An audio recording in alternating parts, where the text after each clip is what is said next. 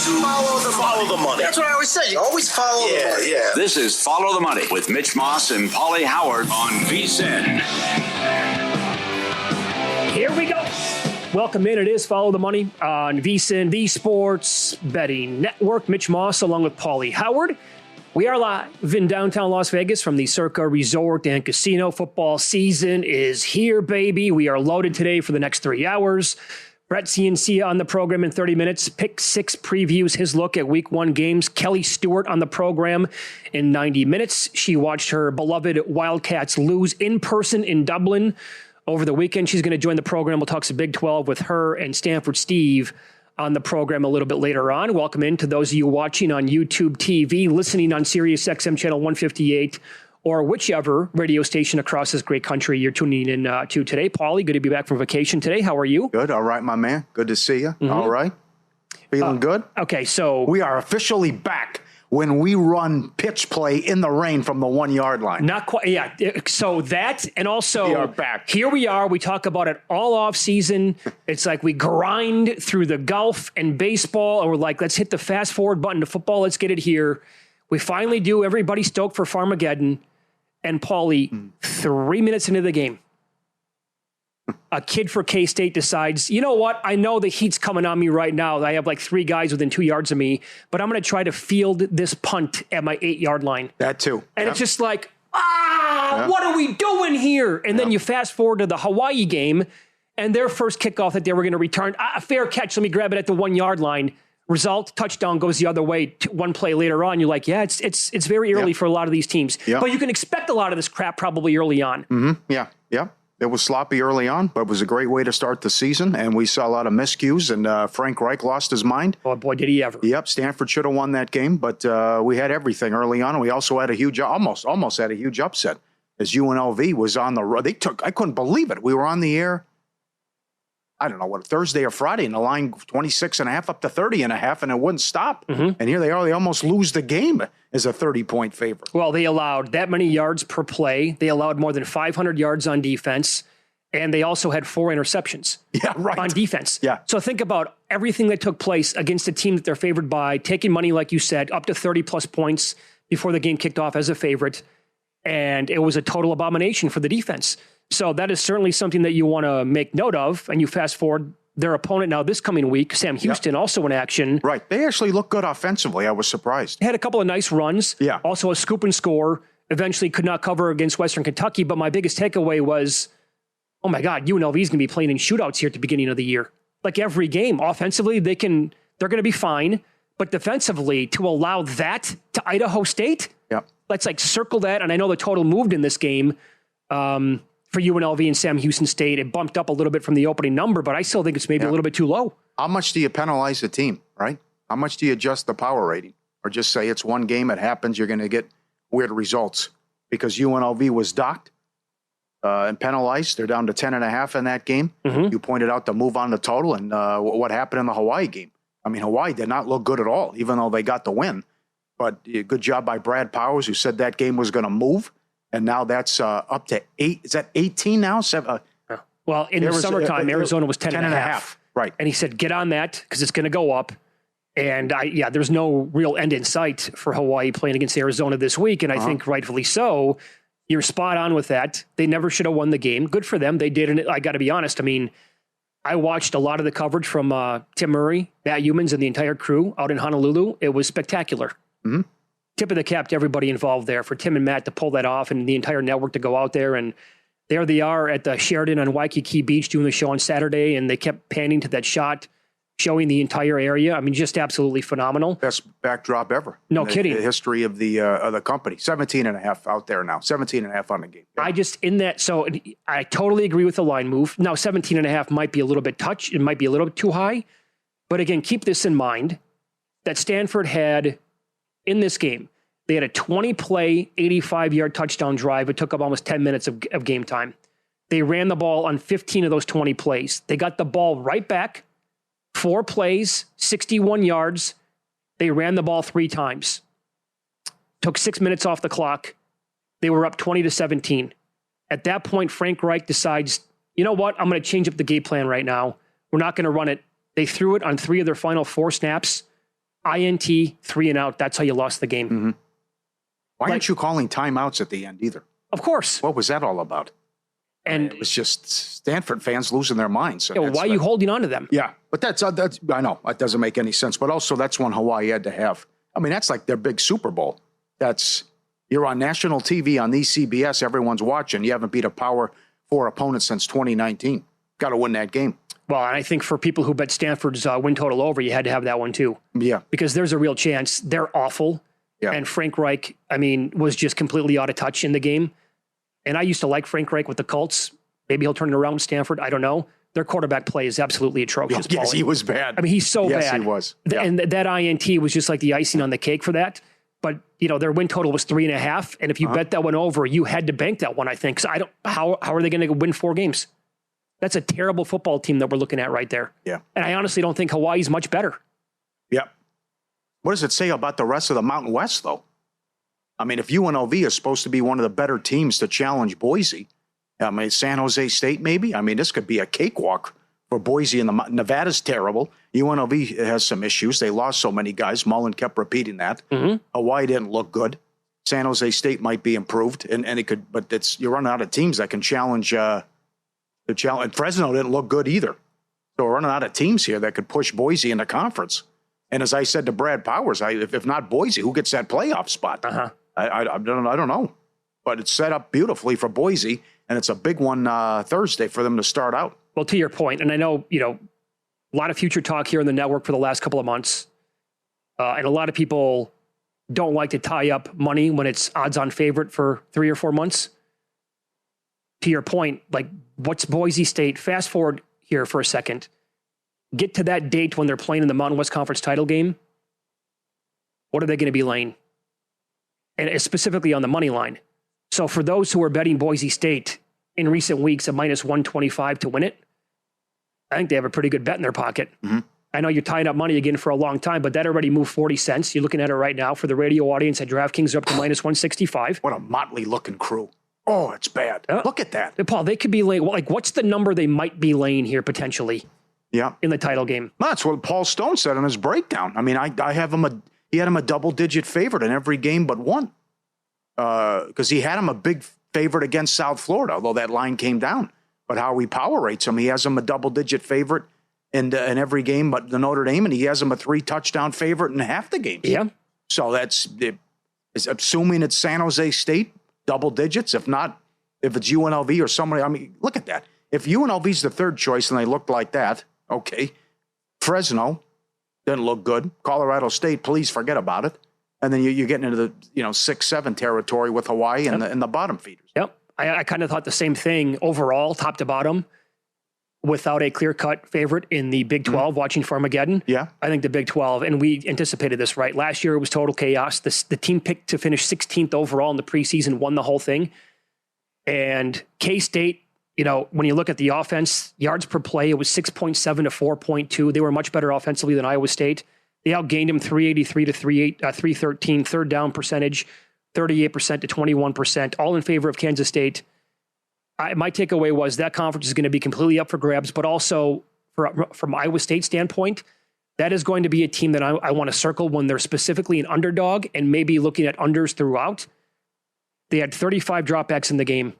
26 came with 2 tight ends, 4 dropbacks with 3 tight ends in the game. 13 of their 27 targets went to tight ends or running backs. So they're keeping it congested there at the line. They're not going to be explosive. They're not going to produce a lot of big plays this year. What they want to do is have a lot of second and short and third and manageable. And they're also going to eat a lot of clock. K-State only ran 57 plays. That was it. So I think that's a team that will control clock. Yeah. The other team's not going to have a lot of plays overall. And I expect them to have like really low totals throughout.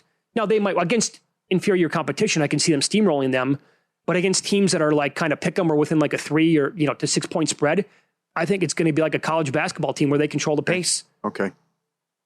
I thought that was a good job by Campbell going for it, 4th and short there. So, excellent play call. And that was very important. The kid ruled down at the 1 as well. That worked out. They did the right thing. Take the knee, game's over, go home. They're actually fortunate because you don't want them to score. Yeah. You still give them a chance if you score the touchdown. Yeah. But then it also puts it over the total. So everything was on the line there. All right, it's here. College football and good games on Thursday. NFL right around the corner. Get our college football and NFL betting guides. Our second guide coming out, updated version NFL soon. Team previews, power ratings, betting systems, new bets, best bets. The morning email from Bill 80, every best bet, every host, every guest. Nigel's on fire in soccer. How about that? The betting splits, market insights, dog videos, full access to vsins.com tools and pro systems. You'll love the prop analyzer. $9.99. Jump on board. vsin.com/subscribe. Get it now. Yeah, good feeling to always have that early game back on Saturday, regardless of who is playing, regardless of the possible conditions that are going to present itself, like over in Dublin. But just to finally be here now and get to week one coming up with some of these marquee games. The schedule this coming week is awesome. Oh, 3 top 10 matchups? Yeah. And then we got the hoodie a week from tonight? Sure. We got everything. Gotta love this. It's going to happen. It's been happening for a long time in college football, but it's only going to continue to go down this path where they give us all these top 10 matchups in week one. Mm-hmm. So it's Follow the Money here on VSiN, the Sports Betting Network. Up next, we will dive into week one games that we have on the betting board. Now, I made a bet on a game today that I'm going to tell you about.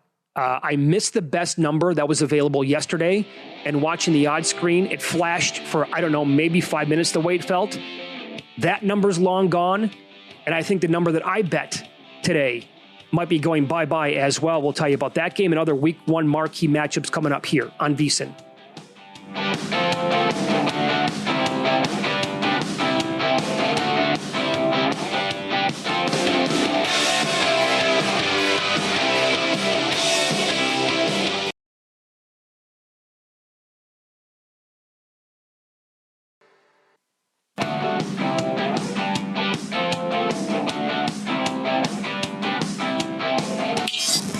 This is Follow the Money on VSiN. Big day here on the network, Pauly, as we announced the new lineup here.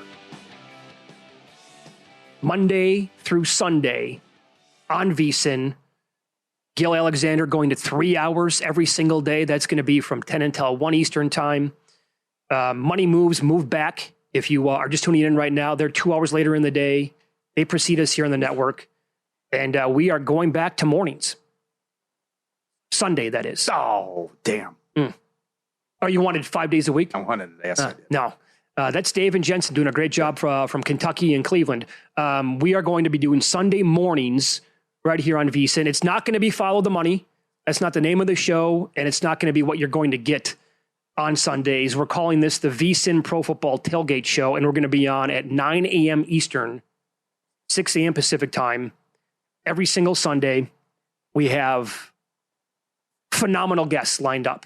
Timely, though. This makes sense, right? We're going to have Warren Sharp on the program twice. So at the beginning of the show, what he's looking at. And then as we get more news throughout the Sunday morning leading into the games, he'll come on at the back end of the show to give up his final bets. Dr. David Chow on the program after inactives are announced. He's excited. I met him Friday. How cool is that? Yeah, it is awesome. And then even for guys who might be going who are banged up, what does that mean for that game? And the guru, John Hansen, on the program with prop bets.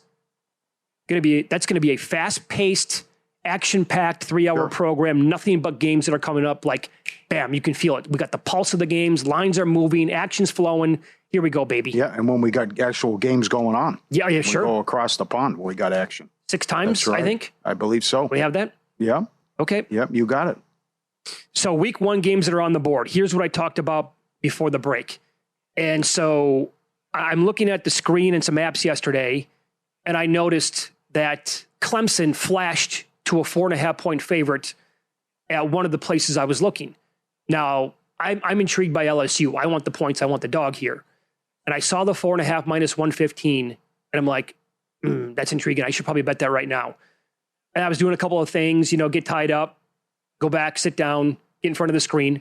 Wait, where was that 4.5 at, Mitch? I'm looking all around, can't find it anywhere.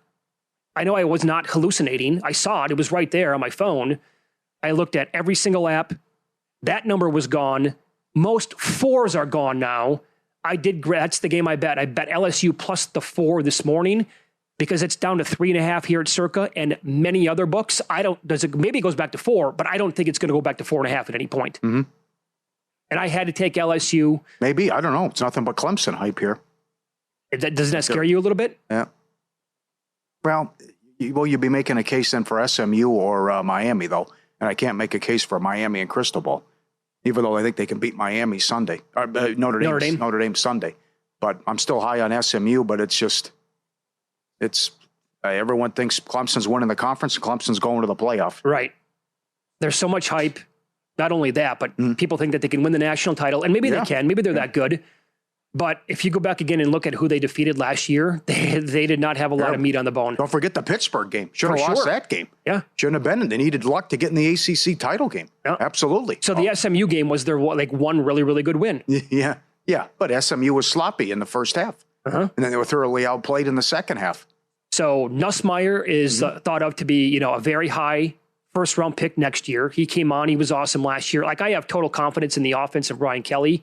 I don't love him as a head coach. Well, you can't like the week 1 results. Well, yeah, he hasn't won since he moved to LSU. In fact, that's becoming a very common narrative is that LSU has not won their opening game since Joe Burrow was there in 2019. But I do like Nussmeier quite a bit, and they were the number 1 team in the transfer portal. And if I can get 4, I really wanted that 4.5. Couldn't get it, missed it. Damn it. But the 4 to me is enticing enough to make a bet. So I did. Good. I had to take Baylor, too. I'm surprised Auburn's favored. I don't get it. 5-7 last year. They do return a lot of guys on offense, but I think Baylor can win the Big 12, and I think Baylor's going to have a good year, and that's what a way to start. You get Auburn, and then you go to SMU before you get into conference play. I'm with you. I kind of like them as a dog as well. Yeah, that one's I had to take Baylor in that game, and we finally saw Boise money a little bit. DraftKings went to 6.5 today. Yeah. So Brad Powers was making the case for them. I forgot about this because all the talk was about Georgia, and then they're practicing inside, getting ready for the humidity, taking on the Bulls. I forgot years ago when they went to Florida State and ran them out in the second half. So that was a positive for Boise. So it was 9.5, 10, got down to 6, and now we're up to 6.5 at least at DraftKings on that game Thursday. 2:30 Pacific kickoff. Big one. That's a lot of, in the offseason here, a lot of anti-Boise money. And some belief here in South Florida overall. How big is the Genty loss going to be on offense? I don't know. So you got a freshman running back. It's going to be big. Is it going to be enormous? I don't know. Sure. Plug and play? Certainly not to the degree with what he could do, the ultimate home run hitter. I'm a little bit concerned to what happened last year when they beat Georgia Southern on the road 56-45. That was his coming out party where he had all those touchdowns. But like Maddox, love the tight end Louder. Should be a good defense, and we'll see if they're able to run the ball and maybe control in the line of scrimmage and do something in the trenches. Yeah, I think, what if Maddox has a terrific season? Well, he's good. That's certainly possible, especially against that schedule. He is really good. Yeah. Sure, and now, of course, they're going to miss Genty. 2,600 yards, 29 touchdowns overall, almost 7 yards per carry. That's irreplaceable. But so they have a new guy in that can go for, 1,400 yards, let's say, and 10, 11, 12 touchdowns. I think if you told any coach in America, that's what you're going to get out of your running back, they'd be, okay, sign me up. That's good enough for me. Yep. Underwood, see how he does with Michigan. Name the starter today. If the freshman can take them to double-digit wins. And the other hype, let it go. This is so good. Number 1 against number 2 on Saturday to start it. Let me play this for you because you were out. I want to get your thoughts on this. Brett McMurphy was on from Kentucky on Circa Friday, and he brought the heat. I asked him about Arch Manning, and can he live up to expectations in the hype? Are you buying the Arch Manning hype? No. Am I buying a Heisman ticket of Arch? No. I'm buying the hype. He's going to be very good. Okay. The problem is, Pauly, he's been built up so much he can't live up to it. Well said. Paul Feinbaum said he's the best quarterback since Tim Tebow. I'm waiting for Feinbaum to go on and say that Arch is going to win 4 Heisman trophies. He said everything but that. Yeah. Bring back Bino Cook, rest in peace. Give me a break. And the issue with that, it's not fair. I think the kid will be very good. But again, I think like anything else, when you are picked and put on top of something, what happens? Everybody tries to tear you down. Everybody tries to knock you down. I'll say this. I see him there at 650 to win the Heisman. If they win at Ohio State, I guarantee you that'll drop to 3-1. Yes. I guarantee it. But here's a little stat for you. Yeah. Don't waste your money on that. It's been 11 years since the preseason Heisman Trophy favorite has actually won the Heisman Trophy, and that was Marcus Mariota at Oregon in 2014. So I don't think Arch is going to win the Heisman. Not that he deserves it. I just feel like he won't be able to live up to that. And I also don't think Texas will win the national championship. 19 of the last 21 years, the preseason AP #1 team has failed to win the national championship. Well, congrats, Texas. You get your first #1 preseason ranking in school history. Now you got to try to, upend history by becoming only the third team in the last 22 years to win it from the #1 ranking at the outset. Very good. Yep. Good numbers. Yes. Yeah, I also agree. You can't live up to the hype. Right. Yeah. The bars have been set too high. Yeah. So what if he comes out, though, and they go to Ohio State this weekend, and everybody's going to have their eyeballs on that game, and he scorches that defense, and he goes for like 350 and 3 touchdowns? It'll be 3-1. I think it'll be less than 3-1. Yeah, maybe. Mm-hmm. But I can't plus 650. No way could I bet that right now. I'd take double digits on him, but I'm not taking plus 650. And then also, like, what does this do to Texas if they go there with all this hype? And what if it doesn't go that well? Well, I can't. That's all right. I can't. If they lose if they lose by 10 points or something like that, I can't kill them. I mean, you're playing a tough place to play against the defending champs. I'm wondering how. I can't dock them. I'm just curious how Sark would rebound from that, because you have all this hype. He knows about it. He's talked about how big the payroll is now. And what if it's a shellacking? I would say that more so with Clemson. If LSU beats Clemson, then it's okay. Now I agree with that. That's one I would agree with. Yeah. Texas, I can't, because Clemson would be playing at home, and then it was like, well, what did you really accomplish last year? Uh-huh. What, because you moved the ball against Texas? That if Texas is hangs in the game against Ohio State but loses, I wouldn't dock them too much. Yeah. Bill Connolly, his SP Plus picks, ESPN, has Ohio State 27, Texas 20. He also has Clemson beating LSU by 2. How about this now? He has Notre Dame beating Miami 30-29. 59 combined points. The total opened 54.5. It's down to 49.5. Yeah. In the game. House of horrors for him. Last 6 visits, they've been steamrolled. 0-6, average margin 27 a game. How can that be? Who's got the coaching edge in that game? Not our guy Cristobal. No. It's clearly one-sided there. Yeah. Brett Ciancia are going to join the program from Pick 6 college football previews coming up next. We'll get his reaction to Week 0 and what he likes this week in college football. On Follow the Money, it's VSiN, the Sports Betting Network.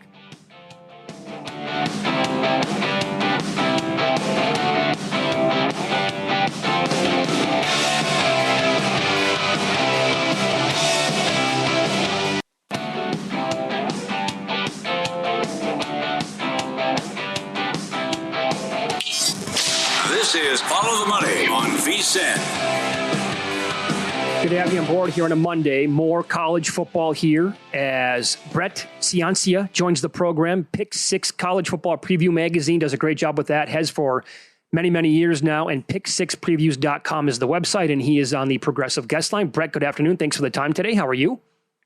Hey, doing great, guys. Thanks for having me on. It's the best time of year here. We're going to kick off Week 1. Can't wait to get the season started.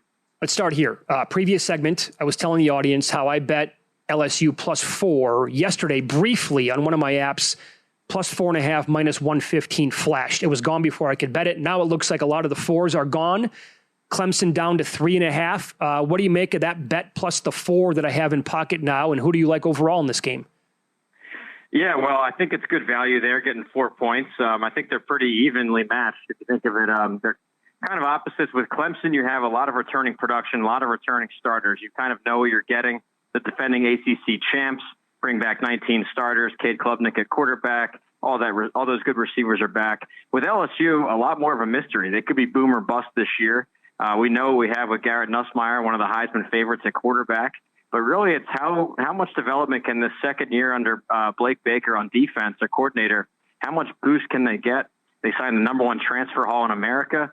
And I actually have them projected as an at-large team, an at-large pick into the bracket. So I like them as a playoff team. I like them to get it done here and compete. And I think if you're talking about a toss-up game, I'll take the 4 points. I like the LSU pick. Okay, excellent. How about another top 5 matchup? What do you think of Notre Dame going to Miami? Well, yeah, this one, I like Miami here. I'm going against the consensus. I know Notre Dame has a couple points as a favorite. I like Miami here, and I really like a couple things about their program with Mario Cristobal. He knows how to develop offensive lines. They have another one of the best in the country again this year. And talent acquisition. They're top 10 in the high school ranks in the 5-year average in high school recruiting and top 10 from the transfer portal. So I like the talent that he's brought to Miami. I like that they're catching a first-time starter there with Notre Dame. They, of course, announced C.J. Carr emerged as the starting quarterback. I think it's a great roster around him, but that's a lot of pressure for a first-time starter going up against a near playoff team last year. I really thought they were strong, Miami, in 2024, and I have them back in the bracket again this year. So I went with Miami last year to win the conference. That came up short, but this year I do think they're going to contend, make it back to the playoffs. So I like Miami to upset and win at home there as the home underdog. Very good. High-scoring game, you think? Total is about 49.5 or 50 in that game? I would go a little lower here. I think that you're going to see Notre Dame's defense is one of the best in the country, and they've returned a lot of All-American candidates. They've been sharp under Marcus Freeman. And then I think also, Miami's defense is going to make some gains. They hired Corey Heatherman from Minnesota. That was, of course, Miami's weakness last year was the pass breakdowns and coverage. They blew they blew a couple leads. That 21-0 Syracuse lead was blown and cost them a shot at the playoffs. So I think they really, really honed in on the secondary and the transfer portal. They signed 5 4-star transfers, the most in the country in the secondary. So I think you're going to see 2 pretty solid defenses, 2 great offensive lines. They want to run the ball. So I think you're going to see a slower pace than, an under there for the points. We got a good game Saturday night at 8 o'clock Pacific. Are you part of this move? You agree with Utah taking all this money against UCLA? Yeah, I get a little worried when it seems like the whole country's in on this play, but I like Utah here, minus 6.5. They've had such a strong track record under Kyle Whittingham and their defensive coordinator, Morgan Scalley. So I like what they're going to have on defense. The offense has had the worst injuries I've ever seen in my life. 2023, the injury bug was incredible. Last year, their starting quarterback, Cam Rising, he got tossed into the Gatorade coolers, jammed his hand up, and then they were on to their 5th quarterback at some points in the year. So anyway, a healthier Utah team, a brand new looking offense with this New Mexico dynamic rushing attack. They brought coordinator and quarterback over. I like this Utah team. I have them ranked in my preseason magazine. The AP, the coaches, I think, are all missing this team in the top 25. So I like Utah. UCLA, I know they signed the headliner with Nico, but otherwise, a lot of their starters were poached by the transfer portal and higher bidders at other schools. So I saw a lot of talent drained away from UCLA. So I'm going Utah here. There's no home field advantage either, guys, in that empty Rose Bowl. It's going to be all red anyway. So I think Utah wins it by more than a touchdown. All right, very good. How about Thursday night? Now, this game is in Arrowhead. Another season with Matt Rule now, number 3 in Lincoln with the Cornhuskers, and more hype this year than I think his previous 2 years. Win total 7.5, juice to the over. They're taking on a Cincinnati team, and Nebraska here. And this is going to be, again, littered with Cornhusker fans, but they're laying 6.5. What do you make of that number? Yeah, I've heard the estimates as high as 90% Nebraska tickets being sold. So it might as well be, Memorial Stadium down there at Arrowhead. But so Nebraska is one of these preseason teams every year. The hype train starts going. And I think they've been under their win total for almost a decade straight. You're going all the way back to the Mike Riley years. The Scott Frost teams underperformed every year. And so far under Matt Rule, I mean, they got back to bowl season, but there's still a lot of games to be had.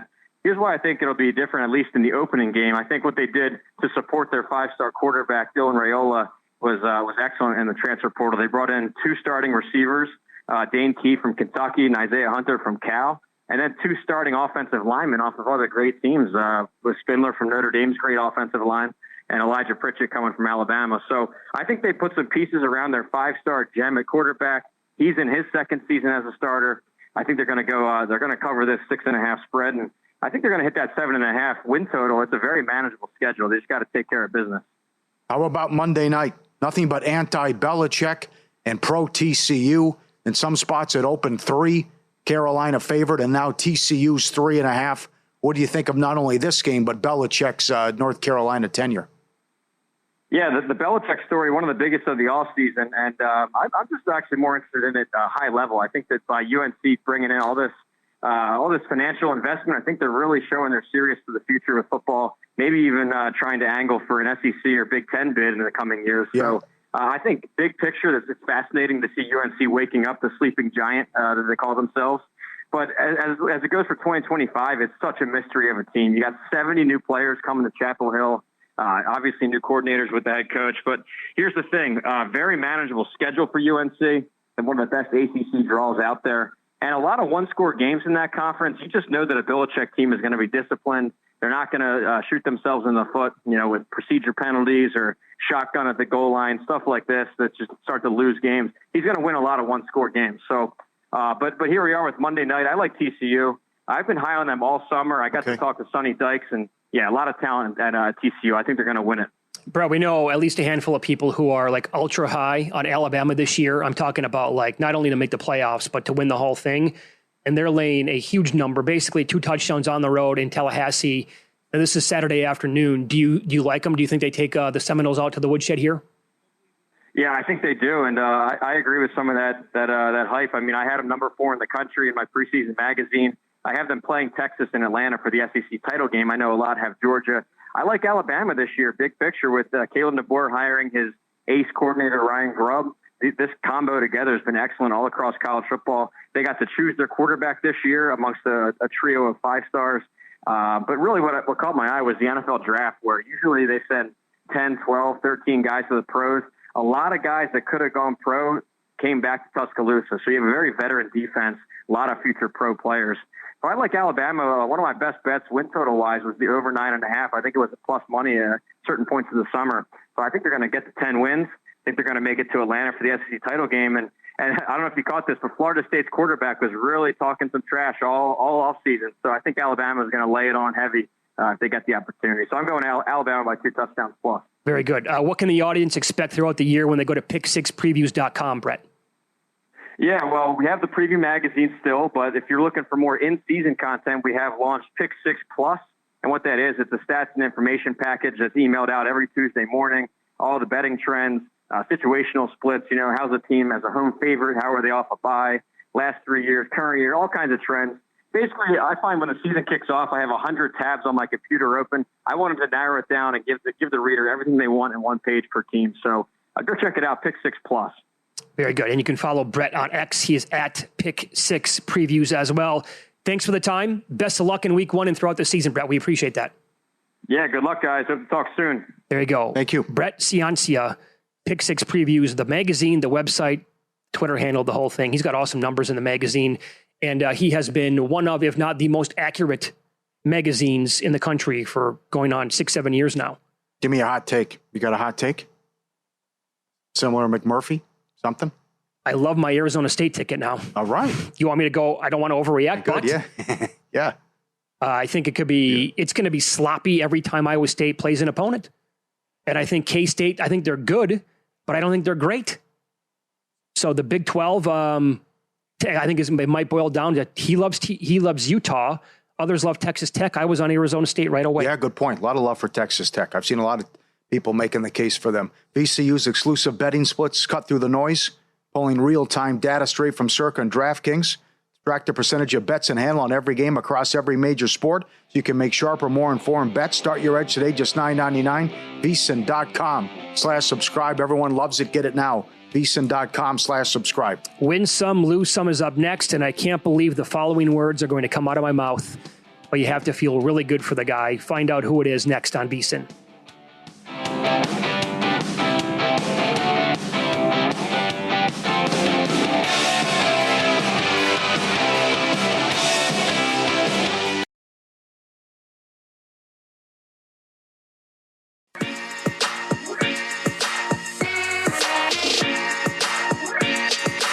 Win Some, Lose Some is sponsored by the Sharp Plays.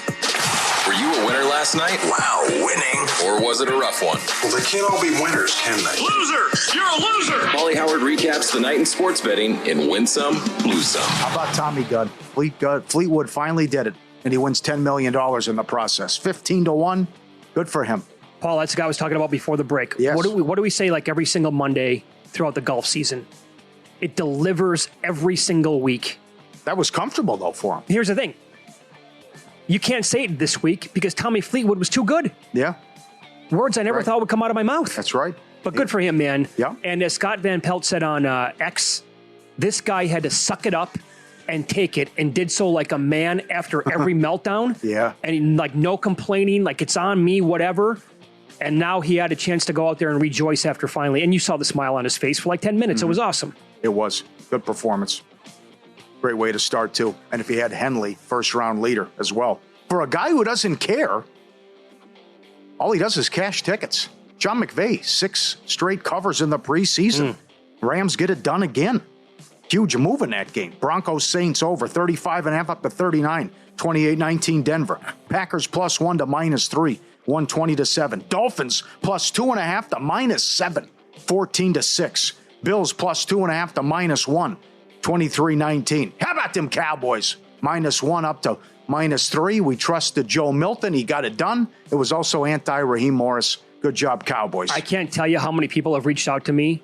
Mitch, you have to watch this Cowboy show on Netflix. You have to watch the documentary, Mitch. It's that good? Yes. I have not done it yet. The Michael Irvin part is well worth it. insanity. Okay. Well, you know, too, because you interviewed Jeff Pearlman about the book Boys Will Be Boys. Right. So you know some of the stuff they get into. Titans +2.5 to -3.5. Easy against the Vikings. Bears +3 to -2.5. The over 38.5 up to 43. What a comeback by Bajent.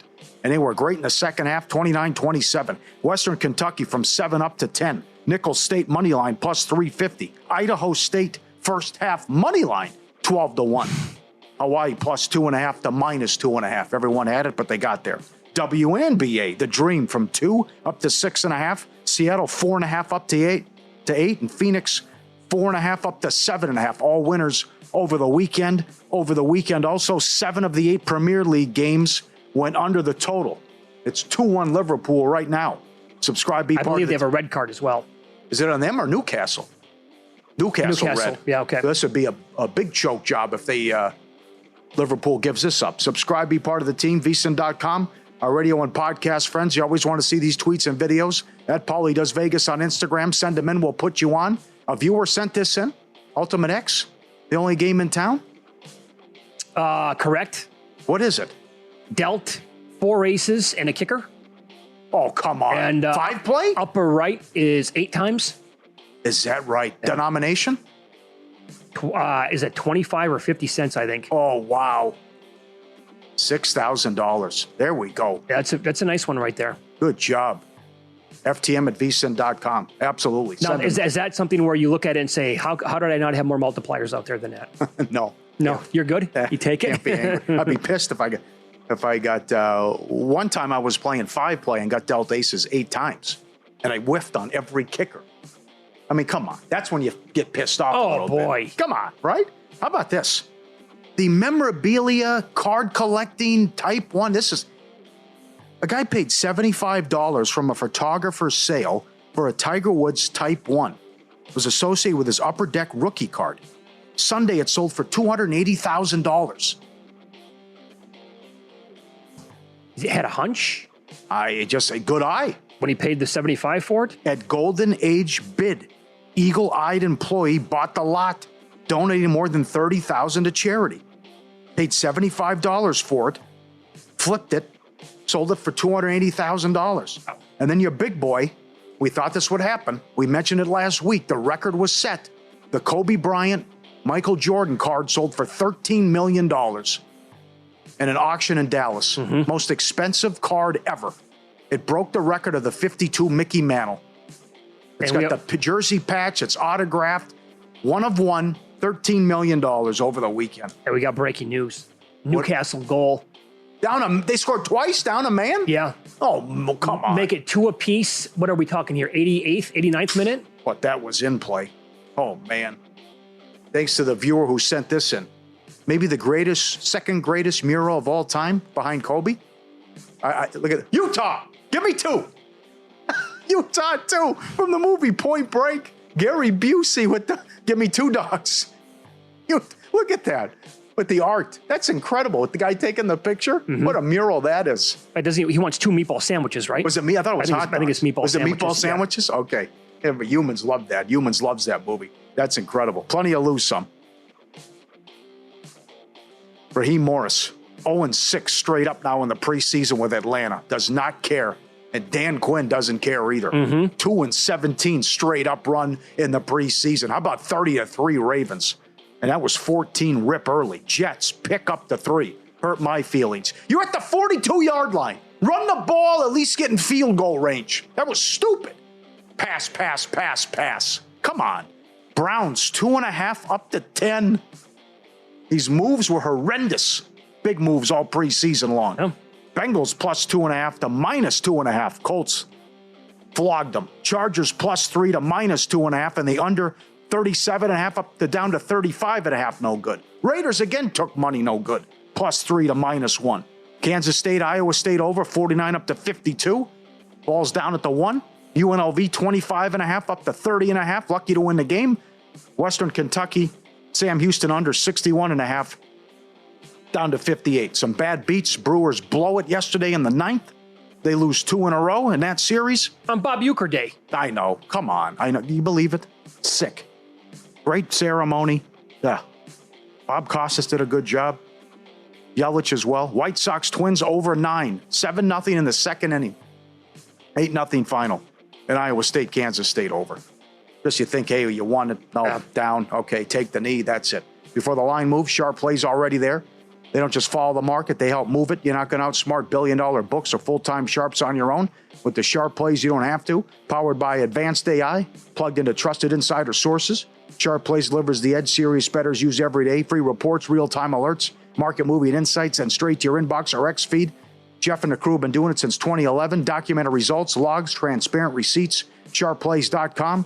Trusted by the pros, watched by the books, connected. SharpPlays.com. Stay ahead of the line. Sharp Plays. Okay, so we have 11 minutes of extra time. They were down 2 goals and scored twice, a man down against the defending champs. Are we going to get one more goal? Over 4.5 goals right now, plus 201. Yeah, draws $3. Yeah, Liverpool to come back and win the game is like almost 4-1 right now. Okay. So, wow, good job, meat man. Is that enough time? Luke, you love soccer as well. You can talk into my ear. Is there a bet to be made here? I feel like betting one more goal at higher than 2-1 right now is not the worst thing ever. Liverpool's going to press, are they not? Early in the season? Yeah, sure, a lot of time. Why not? There's a ton of time here yet. Yeah. A ton of time. There's always shenanigans, too. And worse beats. It got me, too. I think we got to bet that, Paul. You see Peterborough stick one in my ear? 92nd minute, whatever that was. I'll update you on some soccer. Championship League. Sheffield United's 0-3. They've scored 1 goal the whole year. Oxford United 0-3 as well. League One, Peterborough. They're 4 losses, 1 draw. They've scored 2 goals on the year. League Two, our old friends are back and better than ever. Cheltenham Town, 0-5. They've scored 1 goal and conceded 11. They are a dumpster fire. Shrewsbury Town, 4 losses, 1 draw, 2 goals scored, 12 conceded. And Crawley Town, 4 losses, 1 draw. They've scored twice, conceded 9. There is some wretched teams there in League Two, led by Cheltenham Town. So I am far from any soccer expert. What is that? How does it change it overall that Newcastle has a red card? They're playing with 10 men. Well, it should be enormous. But they've scored. I mean, this is supposed to happen. No, I'm saying moving forward now. I know what's taken place. This has been an absolute miracle to get to this point. But is there any way to capitalize on this as a result of that? We've got about 8 minutes left here of extra time the way it appears. Well, I would just take Liverpool to win 4-1. I mean, if they give up another one, that's an embarrassment. When did it happened late first half, right? I believe the red card happened in the first half, late first half. Oh, so the in-play here on Newcastle was what? Yep. Infinity? Big, yeah, because Liverpool scored right after the red card to go up 2-0. Even to get a draw, it had to be... Oh, that's a huge... It had to be, 15-20-1 at that point? Were you watching the tennis last night? Did you see the in-play back and forth with the Medvedev? I just saw what was going on. It was total chaos. Yeah. What was it, a 5-6 minute delay? Because he was so unhappy? I thought that guy was out of line. Come on, serve. Let's go. Come on. Oh, it's too loud. It's 6.5 minutes. Let's go. Let's play tennis. Up next, we'll go over NFL teams we may have changed our tune on now that the preseason is over with. And Pauly is taking a super long shot to win Offensive Rookie of the Year. Find out who it is next.